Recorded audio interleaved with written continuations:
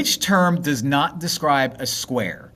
Well, if you remember your family tree of squares, you have way up here is a big quadrilateral. Put a big Q for that.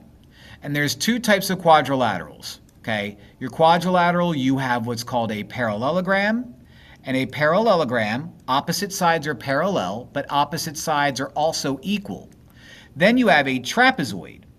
With a trapezoid, the opposite sides are equal again, but they're not parallel.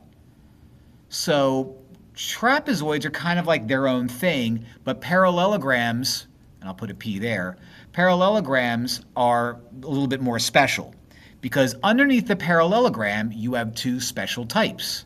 A parallelogram could be a rectangle. Rectangle has four 90-degree angles, and opposite sides are parallel. That's going to be my rectangle.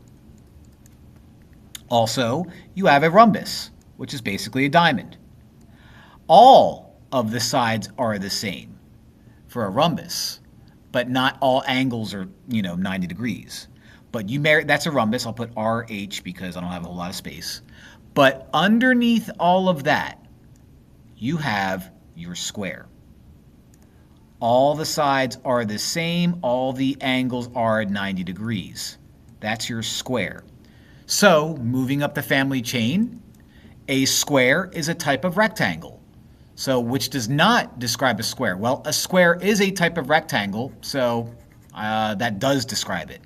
A square is a type of rhombus, so that describes it too. A square is a type of parallelogram, so that describes it too. What is the square not attached to? The trapezoid. So a square is not a trapezoid, so the trapezoid does not describe the word square.